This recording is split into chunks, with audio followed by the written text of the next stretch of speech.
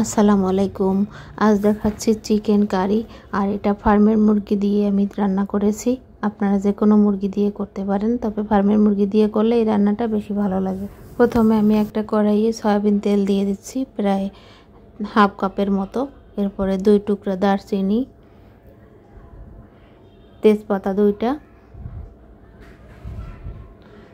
এলাচ 4টা, লবঙ্গ 4টা, আর পেঁয়াজ কুচি প্রায় 1/3 কাপ দিয়ে একটু ভালো করে ভেজে নিচ্ছি। একটু পেঁয়াজটা নরম হওয়া পর্যন্ত ভেজে নিচ্ছি। এরপরে আমি দিয়ে দিচ্ছি 2টা টমেটো, আর এরপরে চিকেন দিয়ে দিচ্ছি। যারা একই রকম রান্না খেতে খেতে বোর হয়ে গেছেন, আজকের এই রান্নাটা তারা অবশ্যই একবার ট্রাই করে দেখবেন। আশা করি নিরাশ হবেন না, ভালোই লাগবে। 2-3 মিনিট চিকেনটা একটু ভুনে নিচ্ছি। এরপরে আমি এখানে আলু দিয়ে দিব, তাই আলুগুলো আগে থেকে কেটে ধুয়ে রেখেছি। এখানে আপনাদের ইচ্ছে মতো আলু দিতে পারেন, বেশি বা কম চাইলে নাও দিতে পারেন, তবে এই চিকেন কারিটায় আলু দিলে খেতে ভালো লাগে বেশি।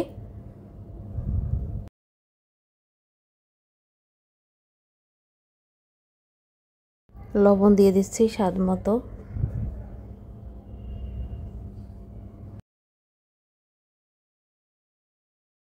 এখন আমি 3-4 মিনিট ধরে খুব ভালো করে তেলে এই চিকেন আলু কষিয়ে নিব।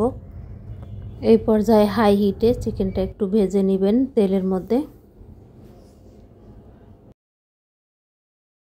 আদা রসুন বাটা 2 টেবিল চামচ দিয়ে দিচ্ছি। এখানে আদা একটু কম হবে, রসুন একটু বেশি হবে, সেই অনুযায়ী আমি 2 টেবিল চামচ আদা রসুন বাটা দিয়ে দিচ্ছি। 1 চা চামচ হলুদের গুঁড়া, 1 চা চামচ ধনিয়া গুঁড়া, 1 চা চামচ জিরার গুঁড়া দিয়ে দিচ্ছি, আর মরিচের গুঁড়া দিয়ে দিচ্ছি প্রায় 1.5 চা চামচের মতো। এখানে আপনাদের ইচ্ছে যেমন ইচ্ছে দিতে পারেন। এরপরে আবারও খুব ভালো করে কষিয়ে নিচ্ছি। খুবই কম সময়ের মধ্যে এই রান্নাটা করা যায়, আর খেতে অসম্ভব মজার হবে। যারা কখনো এরকম খাননি তারা অবশ্যই ট্রাই করবেন এবং আমাকে জানাবেন কেমন লাগছে খেতে আমার এই সিম্পল রান্নাটা। 4-5 মিনিট কষিয়ে তারপরে আমি গরম পানি দিয়ে দিচ্ছি। আর এই পর্যায়ে কিন্তু অবশ্যই গরম পানি অ্যাড করবেন।